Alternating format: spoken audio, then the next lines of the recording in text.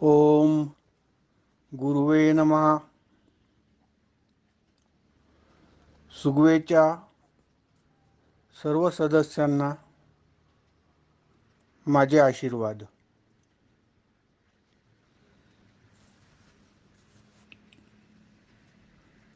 काल आपण 13व्या अध्यायाच्या 16 ओव्या पूर्ण केल्या होत्या आणि आज 17वी ओवी पाहूया.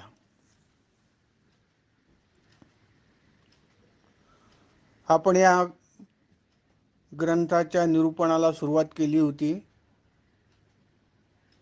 तेव्हा दररोज एक 15 मिनिटाचं प्रवचन करायचं असा विचार केला होता. पण मग ते 15चे 20 केव्हा झाले कळलंच नाही आणि 20 नंतर 20ही आपल्याला अपुरे पडायला लागले. 20चे 25 मिनिटं झाले आणि आता दररोजच 30 मिनिटाचं प्रवचन व्हायला लागलं. थोडं कंटाळवाणं होत असेल पण आता फक्त एकच 14वा अध्याय राहिलेला आहे आणि तो संपवावा अशी इच्छा आहे. दुसरं असं वाटतं की जो विषय वाचतोय तो मी वाचायचं आणि तुम्ही ऐकायचं असं फक्त व्हायला नको, तर थोडी त्यावर चर्चा व्हायला पाहिजे. थोडंसं आपल्या कानावरनं त्यातलं जे काही ज्ञान आहे, जो काही लक्षार्थ आहे थोडासा कळायला पाहिजे म्हणून आपण चर्चा करतो. आणि हा विषय असा आहे की कधी 15 मिनिटं निघून गेली आणि कधी 20 मिनिटं निघून गेली कळतच नाही.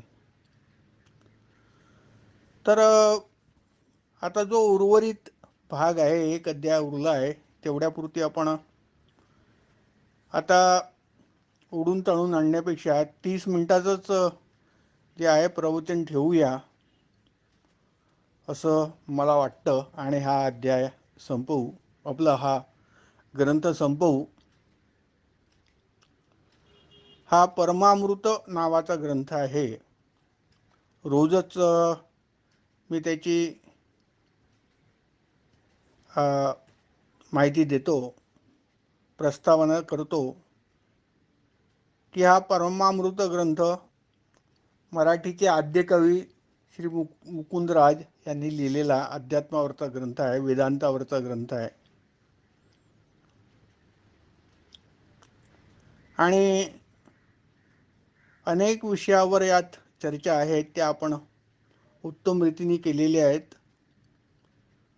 आणि आज आपण ही पाहतोय 17वी ओवी,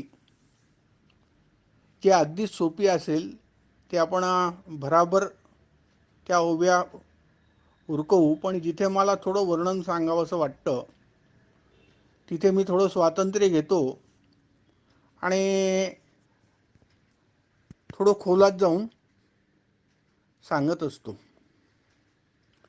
तर ही ओवी आहे, हृदय जयांचे कोमळ, सदा सुचिष्मंत निर्मळ, निरंतर आचारशीळ पवित्रपणे. तर आपल्याला माहिती आहे की सध्या वर्णन त्यांचं सुरू आहे आणि ज्यांना परमात्म्याच्या अनुग्रहाने, गुरु महाराजांच्या कृपेने जे आहे ज्ञानप्राप्ती आणि त्यांच्या स्वतःच्या प्रयत्नांनी ज्ञानप्राप्ती झालेली आहे, अशा त्या व्यक्तींचं जीवनमुक्ताचं वर्णन आहे. तर इथे असं म्हटलं आहे की त्यांचं हृदय कोमळ आहे, कोमल आहे.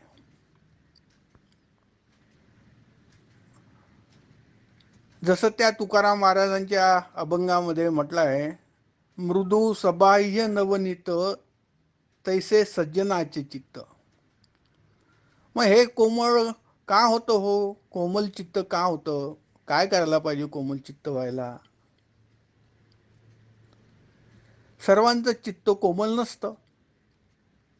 याचं कोमल चित्त होण्याचं कारण असं आहे की यांनी ती सर्वात्मकता प्राप्त केलेली आहे. आपण एखाद्या वस्तूकडे, एखाद्या जीवाकडे पाहिल्यानंतर आपल्याला तो जीव दिसतो, तो प्राणी दिसतो, तो मनुष्य दिसतो, ती स्त्री दिसते. आणि त्या ज्ञानी माणसाला मात्र खात्री असते की हे सगळं बाह्य रूप आहे, असं काहीच नाही. हा जो आहे हा आत्माच आहे, हा माझा परमात्माच आहे. आणि अहम ब्रह्मास्मी असल्यामुळे मी स्वतः ब्रह्म, स्वतः आत्म्यामुळे अयम आत्मा ब्रह्म, मी स्वतः आत्मा असल्यामुळे स्वाभाविकच समोरची व्यक्ती ही माझंच रूप आहे. मग मी माझ्यासमोर निष्ठुर मी माझ्यासाठी निष्ठुर होऊ शकतो का? नाही होऊ शकत. मग मी तर माझ्यासाठी कोमलच राहीन ना. म्हणून हा जीवनमुक्त सर्वांसाठी अत्यंत कोमलच राहतो. त्याच्या तोंडात कितीही कठोरपणा असू शकतो, किती कधी कधी तर काही जीवनमुक्त जे आहेत ते शिवीगाळ देखील करतात. विशेष करून जे योग मार्गाने आलेले आहेत करतात शिवीगाळ, वाटेल ते करतात. पण ते सगळं त्यांचं ते दाखवण्यासाठी आहे. त्याला काही आता पाहूया आपण विवेक चूडामणीमध्ये, तसं ते राहू शकत नाही. ते कोमळच असतात, फार कोमल असतात ते. मी काल तुम्हाला उदाहरण सांगितलं की नाना महाराजांचं, की त्यांना जर कोणी दुःख सांगितलं तर त्यांच्याच डोळ्याला जणू काही अश्रू यायचे, असे नाना महाराज वागायचे. किंवा खपती बाबांना देखील जर कोणी दुःख सांगितलं ते फार त्याच्यामध्ये इंटरेस्ट घेऊन आणि त्याला जवळ घेऊन पूर्ण ऐकून घ्यायचे आणि लगेच त्याच्यावरती त्याला मार्गदर्शन करायचे. असं हे सज्जनांचं नवनीतासारखं, नवनीत म्हणजे लोणी, नवनीतासारखं म्हणजे मऊ कोमल असं चित्त त्यांचं सज्जनांचं असतं. सज्जन म्हणजे तसं तर सर्वच जण सज्जन आहेत, पण हे सज्जन त्यांना म्हटलं आहे की ज्यांना ज्ञानप्राप्ती झालेली आहे. तर त्यासोबतच कवी पुढे म्हणतात, हृदय जयांचे कोमळ सदा शुचिष्मंत निर्मळ. शुचिष्मंत म्हणजे शुद्ध राहणारे, शुचिर्भूत राहणारे. पण असं काही मोठं महत्व नाहीये या गोष्टीला. यांनी म्हटलं आहे सदा शुचिष्मंत निर्मळ. ते मनाने शुचिष्मंत आणि निर्मळ असतात, शरीराने असतील असं काही गरज नाही आहे. आता कित्येक कसे जीवनमुक्त आहेत की जे लोक नाही करत, आंघोळच नाही करत. एक एक महिना, दोन दोन महिने, सहा सहा महिने आंघोळ नाही करत. अहो तरीही त्यांच्या शरीराचा पारिजातकासारखा, जाई जुईसारखा, बकुलासारखा वास येतो सुंदर. काय सांगावं. तर त्यांच्यासाठी ते मनाने निर्मळ झाले आहे, ते शरीराने आपोआप होणारच.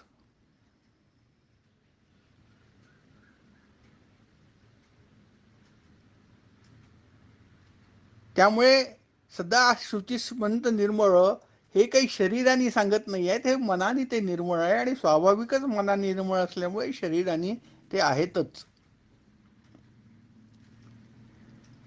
निरंतर आचारशील पवित्रपणे. आता ही आचारशीलता सांगितली, ही देखील जी आहे, सर्वजण आचारशील असतात असं काही आवश्यक नाही आहे. जे कर्मकांडांच्या मार्गातनं पुढे जाऊन थोडंसं जे आहे त्यांनी ज्ञान करून घेतलं, वाचन करून घेतलं, गुरुसेवा केली आणि ज्ञान प्राप्ती केली, कदाचित त्यांच्यातमध्ये आचार विचार असेल. पण मी सामान्यपणे पाहिलं की फार क्वचित असं आढळेल. सामान्यतः जे विद्वान जीवनमुक्त आहेत, आपल्या बुद्धीच्या बलावरती, बुद्धिबलाने जे जीवनमुक्त झालेले आहेत, त्या लोकांमध्ये फार आचारशीलता वगैरे नाही आहे, मात्र पावित्र्य आहेतच. तर ही ओवी अशी, हृदय जयांचे कोमळ सदा शुचिष्मंत निर्मळ निरंतर आचारशील पवित्रपणे. तर ही ओवी आपल्याला आता समजली असं गृहीत धरतो. 17 क्रमांकाची आणि 18व्या वरती वळू आपण. न पाहती मानापमान निंदा स्तुती समाधान धैर्यपणे मन नांदत जयांची. मला असं वाटतं की ही 18वी ओवी आहे. न पाहती मान अपमान. आणि 19वी ओवी आहे, सुख दुःख न गणी समाधान लाभ हानी उदारते.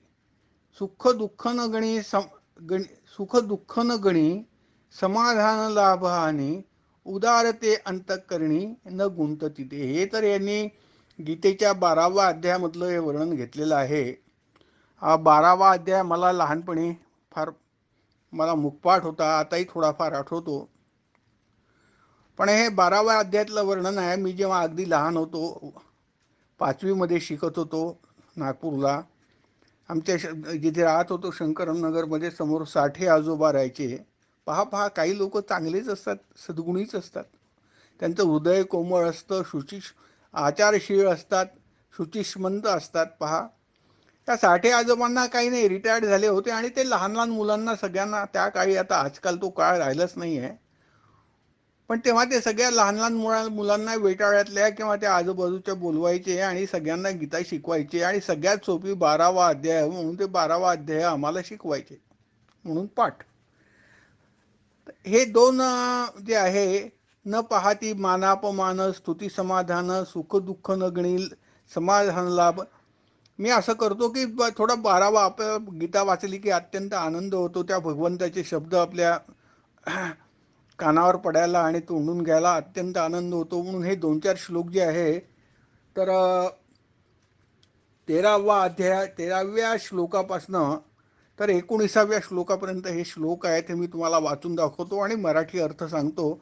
म्हणजे मग मला 18व्या आणि 19व्याचे तुम्हाला काहीही अर्थ सांगण्याची गरज उरणार नाही, कारण मुकुंदराजांनी इथे गीताच घेतलेली आहे. तर हा भगवद्गीतेच्या 12वा अध्यायातला 13वा श्लोक आहे बघा, फार सुरेख आहे. अद्वेष्टा सर्वभूतानां मैत्र करुण एव च निर्ममो निरहंकारः समदुःख सुखक्षमी संतुष्ट सततं योगी यतात्मा दृढनिश्चयः मय्यार्पितमनोर्बुद्धी यो मद्भक्तः स मे प्रिया.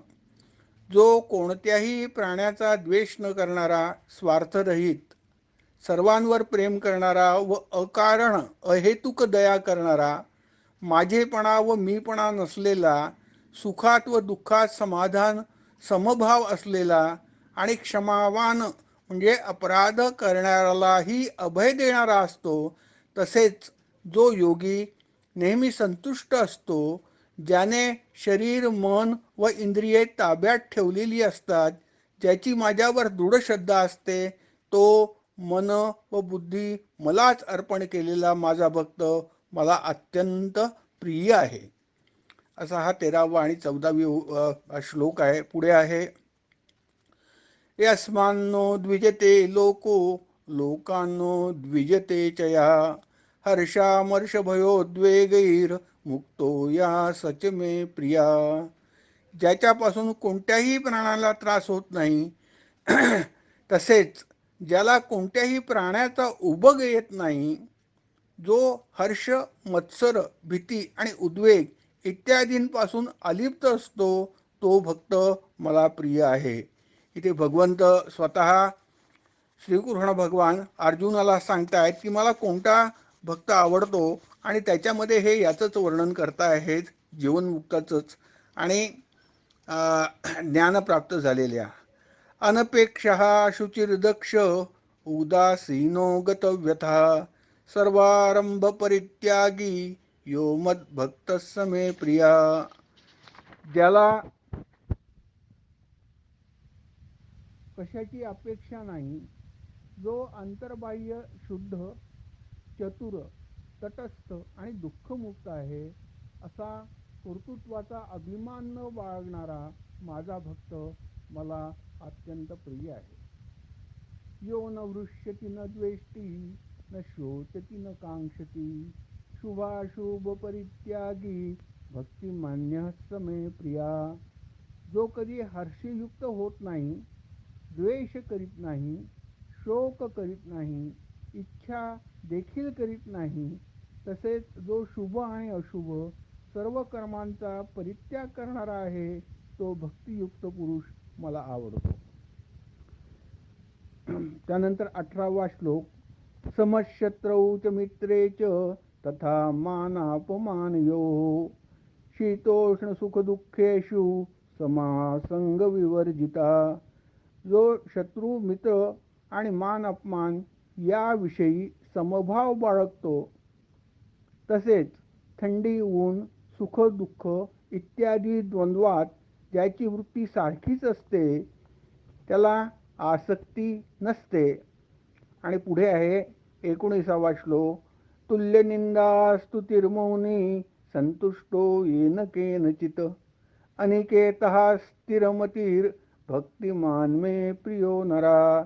ज्याला निंदा आणि स्तुती सारखीच वाटते, जो ईश स्वरूपाचे मनन करणारा आहे, जो काही मिळेल त्यानेच शरीर निर्वाह होण्याने नेहमी समाधानी असतो. अनिकेत निवासस्थानाविषयी ज्याला ममता किंवा आसक्ती नसते, तो स्थिरबुद्धी असणारा भक्तिमान पुरुष मला अत्यंत प्रिय आहे. असं हे 7 ओव्यांचं अत्यंत उत्तम वर्णन आपल्या भगवद्गीतेमध्ये आपल्या भगवद्गीतेमध्ये भगवान श्रीकृष्णाने केलेलं आहे. तर मला श्रीकृष्ण भगवान म्हणतात, मला तो प्रिय असतो ज्याच्यामध्ये हे गुण आहेत, आणि तेच गुण जे आहे ते ज्ञानी जनांमध्ये, साक्षात्कारी जनांमध्ये तेच गुण असतात. तर आपण इथे ही जी 18वी आणि 19वी ओवी आहे, न पाहती मानापमान निंदा स्तुती समाधान धैर्यपणे मन नांदत जयांचे सुख दुःख न गणी समाधान लाभ हानी उदारते अंतकरणी न गुंतती कोठे. तर ह्या 18 आणि 19 ओव्यांचं वर्णन आता गीतेप्रमाणे झालं असं समजूया. आणि आता आपण सरळ 20व्या ओवीकडे वळू.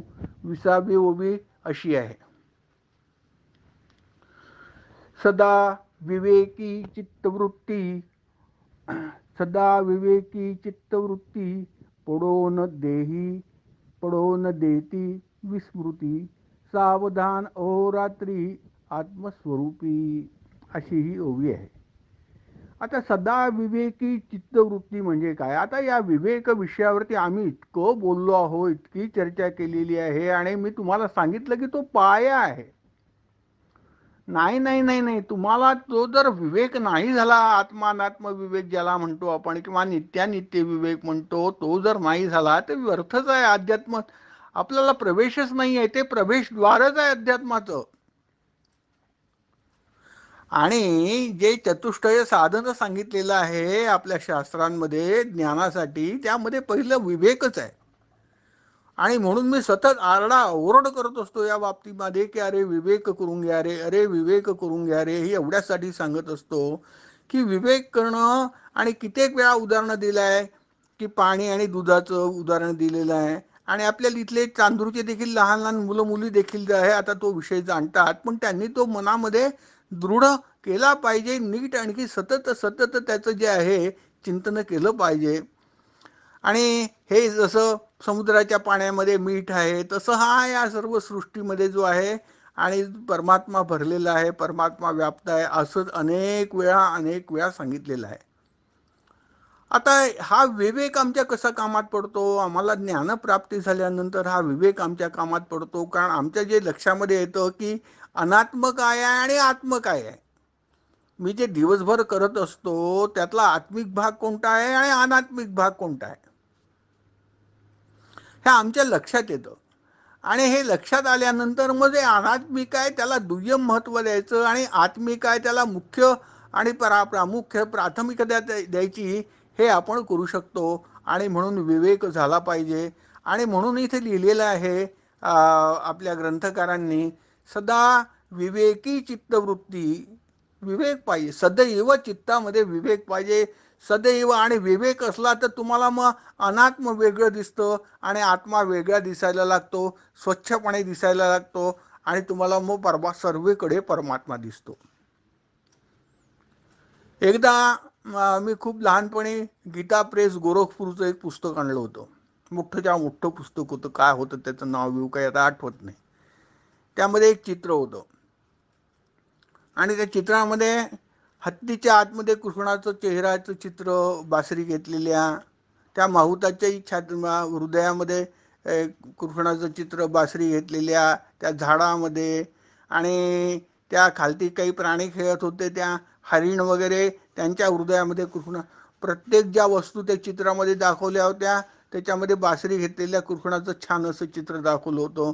मला कळेच ना की इकडे हा कृष्ण कसा काय इथे प्रवेश करत असतो यांच्या हृदयात, त्या झाडामध्ये, त्या हरणामध्ये.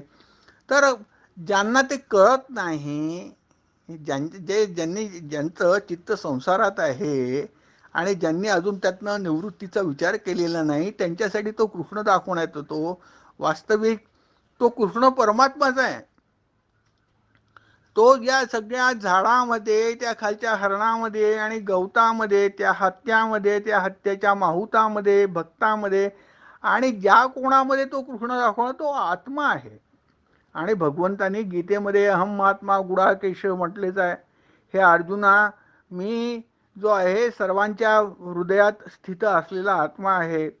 तर तो त्या आत्म्यालाच कृष्ण नाव दिलेलं आहे, कधी आत्म्याला राम नाव दिलेलं आहे, कधी आत्म्याला गणपती नाव दिलं आहे आणि एक रूप दिलं आहे, कधी त्या आत्म्याला देवी नाव दिलेलं आहे आणि 8 हात दाखवले आणि शस्त्र तिच्या हातामध्ये दिलेलं आहे, कधी त्या आत्म्याला पार्वती म्हटलं आहे, कधी त्या आत्म्याला काय म्हटलं आहे, काय काय काय हो, काय काय म्हणजे काय, या सर्वांमध्ये आत्मा आहेच म्हणून. पण तो राम कृष्ण हरी सर्व आत्माच आहे, हे तीन काही वेगळे वेगळे नाही. या आत्म्याला तुम्ही काहीही नाव द्या, हो तुम्ही कोणत्याही शब्दाचा विचार करा, तो आत्माच आहे. तुम्ही राम राम राम म्हटलं तरी तो आत्माचा आहे, आणि मरा मरा मरा म्हटलं तरी आत्माचा आहे. आत्म्याशिवाय दुसरं काही अस्तित्वच नाही, काही नाहीच. तर आपल्याला हा विवेक हा झाला पाहिजे, आणि त्याच्यासाठी आपण जे आहे एवढं सगळं कष्ट घेतो, एवढी गुरुची सेवा घेतो, एवढं प्रवचन ऐकतो, एवढं वाचन करतो, जे काही करतो, त्यामध्ये आपण आपल्या सद्गुरूंना एकच प्रार्थना सर्वप्रथम केली आहे की हो गुरु महाराज, मला कसंही करा आणि मला विवेक करून द्या. मला एक आशीर्वचन द्या, मला एक जो आहे वर द्या तुम्ही. आणि मला कारण हा विवेक होणं जे आहे साधं सोपं नाही आहे. त्या गुरुकृपेनेच हा विवेक होतो, गुरुकृपेनेच ते कळायला लागतं. पुस्तकं आपण कितीही वाचलं तरी त्या गुरुच्या सान्निध्याशिवाय, त्याच्या इच्छेशिवाय जे आहे हे सर्व यात प्रवेश नाही आहे, मी तुम्हाला सांगितलं. आणि म्हणून हे झालंच पाहिजे विवेक आपला. तर असं विवेकी व्हा, असं या ग्रंथामध्ये आणि या ओवीमध्ये सांगतायत मुकुंदराज कवी. सदा विवेकी चित्तवृत्ती. विवेक राहू द्या तुम्ही, असं संसारामध्ये आहो, संसारात राहणं काय पाप थोडीच आहे, काय चूक थोडीच आहे, जरूर असा आपण. आणि संसारच खरं तर चांगला आहे. मी तुम्हाला सांगितलं की आमच्या गुरूंनी देखील आम्हाला सांगितलं की हा जो प्रपंच आहे, हा जो गृहस्थ आश्रम आहे, हा चारही आश्रमातला सर्वोत्कृष्ट आश्रम आहे. त्यामुळे असा तुम्ही गृहस्थाश्रमी, पण तुम्ही विवेकी असा. तुमची चित्तवृत्ती जी आहे ती विवेकी असू द्या. सदा विवेकी चित्तवृत्ती पडो. आणि मग प्रश्नच नाही, त्या ज्ञानीजनांची तर चित्तवृत्ती विवेकी असणारच आहे. पडो न देती विस्मृती. ती काही विस्मृती पडू देत नाही. आठवण राहील कशाची, कशाची विस्मृती. 18व्या अध्यायामध्ये जी अर्जुनांना सांगितली स्मृती लब्धा, ती जी सांगितलेली आहे, नष्टो मोहा स्मृती लब्धा, असं जे वर्णन केलेलं आहे आणि जे सांगितलं आहे अर्जुनाने, श्रीकृष्ण भगवान त्यांना सांगितलं की माझा आता मोह नष्ट झाला आणि मला स्मृतीचं जे आहे लाभ झालेला आहे, ती स्मृती. कोणती ती स्मृती. पडो न देही विस्मृती. त्याला विस्मृती पडू देत नाही, विसरू देत नाही. कोणती स्मृती. ओ आत्मेची स्मृती, आत्मस्मृती. मी आत्मा आहे, मी देह म्हणून तर नाहीच. हात कधीही नष्ट होईल देह म्हणून, काय सांगता येतं. कधी कोणत्या विमानात ॲक्सिडेंट झाला आणि पाहणं ते साठे एवढे, आता जो परवा ॲक्सिडेंट झाला, केवढं त्यांचं स्क्वॉड्रन लीडर होते, केवढा त्यांचा अनुभव, पण काय सांगता येतं. झालं आणि त्यांना त्यात प्राण गमवा. कुठल्या कोणत्या क्षणाला जे हा देह जो आहे यातनं आपण मुक्त होऊ, काही सांगता येतं का. काही कोणत्या क्षणाला. किंवा आपले जे साथी आहेत, आपल्या सोबत आहेत, आपल्या नात्यात आहेत, ते केव्हा मुक्त होतील, केव्हा देह पडतील, त्यांची काही सांगता येत नाही. आणि खरी रूप ती त्यांची आहे, खरे रूप जे माझं आहे ते आत्मच आहे, आणि म्हणून मी आत्मा असल्यामुळे मी अमर आहे. ते आम्ही लक्षात ठेवून हे माझ्या अमर रूपाला मी कधी विसरायला नको. मी कधी मरेन वगैरे असा क्षुद्र विचार आमच्या डोक्यात नको यायला. मी नाहीच. तो जो मरणप्राय आहे, तो जो मरण येणारा आहे, तो देह आहे, आणि ते तर त्याचं सायकल सुरूच राहणार. तो मरणार, पुन्हा जिवंत होणार, पुन्हा मरणार, पण मी तो नव्हेच. ही जी आत्मस्मृती आहे ती त्या यांच्या मनामध्ये, ज्ञानीजनांच्या मनामध्ये सतत राहते. त्याला ते विस्मृती पडू देत नाहीत, असा याचा अर्थ. सदा विवेकी चित्तवृत्ती पडो न देती विस्मृती, सावधान अहोराती. आणि नेहमी सावधान राहतात. कशासाठी सावधान राहतात तो? हा ज्ञानी कशाला सावधान राहतो? आत्मस्वरूपी सावधान राहतो. सावधान अहोराती आत्मस्वरूपी म्हणजे काय? चुकूनही माझ्या जे आहे त्याच्या हातनं अनात्म असं काही घडायला नको. संसारी एखादी क्रिया माझ्या हातनं जे आहे घडत नाही याची त्याला खात्री असते, आणि तसा तो राहत असतो. आणि म्हणून तो आत्मस्वरूपी नेहमी सावधान असतो, असं या 20व्या ओवीमध्ये सांगितलं आहे. आणि आता ही 20वी ओवी अशी इथे पूर्ण झाली. सदा विवेकी चित्तवृत्ती पडो न देती विस्मृती, सावधान अहोराती आत्मस्वरूपी. तर आम्हाला हा विषय कळला असं मी गृहीत धरतो. आणि आता आपण येऊया या 21व्या ओळीकडे. 21व्या ओळीकडे. का धरी पिशाच लीला तरी होय जगा वेगळा, लोकान दाखवी डोळा शहाणपण. हो बाबा, ही पिशाच लीला सांगितलेली आहे. हा मोठा सुरेख विषय आहे. तो जरा एक मी 5-7-10 मिनिटं घेईन हा तुम्हाला समजावून सांगायला. की एकदा ज्ञान झाल्यानंतर त्या ज्ञानी माणसाला संसाराचा परत काही मोह होत नाही. शंकराचार्यांनी उदाहरण दिलेलं आहे की एखादा माणूस कितीही घाणेरडा असला, सदैव 24 तासात काम वासना काम विचार असलेला, सदैव भिरभिरत्या दृष्टीने जे आहे तो नको ते विषय पाहणारा,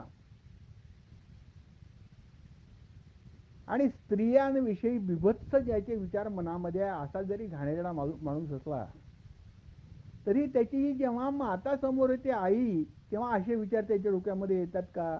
येऊ शकत नाही. त्याची आई त्यांनी डोळ्यांनी पाहिल्यानंतर त्याचं डोकं एकदम पवित्र होऊन जातं.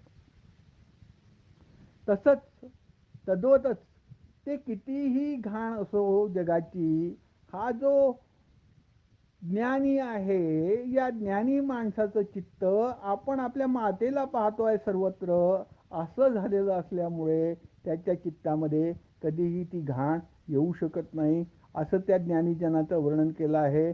पण हा ज्ञानी जो आहे हा कोणत्या प्रकारे वागेल काही सांगता येत नाही. मी सांगितलं की त्याच्या गुरुघरचं त्याला काय शिकवण आहे, त्याच्यावर गुरुघरची काय त्याच्यावरती संस्कार आहेत. तो लहानपणापासून आईवडिलांचे संस्कार, त्याच्या घरामध्ये काही हे काही कर्मकांड होत होते का, काही देवपूजा होत होत्यात का, त्यानंतर त्यांनी आपली तपश्चर्या कशी केली, ज्ञानसाधन कसं केलं, या सर्व गोष्टींवरती त्याचं ज्ञानोत्तर जीवन अवलंबून आहे. आणि त्याच्या ज्ञानोत्तर जीवनापैकी एक जे आहे ते पिशाची लीला देखील आहे. पिशाच्यासारखा वागतो. कधी कधी आमचे सद्गुरू संत श्री खपतीनाथ महाराज हे देखील पिशाच्यासारखे वागायचे. का धरी पिशाच लीला तरी होय जगा वेगळा, लोकान दाखवी डोळा शहाणपण. आपलं शहाणपण लपवण्यासाठी या जगांपासनं, आपली विद्वत्ता लपवण्यापासनं, आपलं ज्ञान लपवण्यासाठी, तर ते जे आहे अनेक प्रकारचे संत लीला करत असतात. त्यातली पिशाच्य लीला हे बरेच लोक करतात. आणि विशेषतः पहिले योगी झाले, पहिले कैवल्य प्राप्ती झाली आणि नंतर ज्ञान झालं, असे लोक तर त्यात बरेच असतात. पण तुम्हाला या पिशाच्य लीलेबद्दलचं जे आहे ते काल आपण पाहिलं होतं.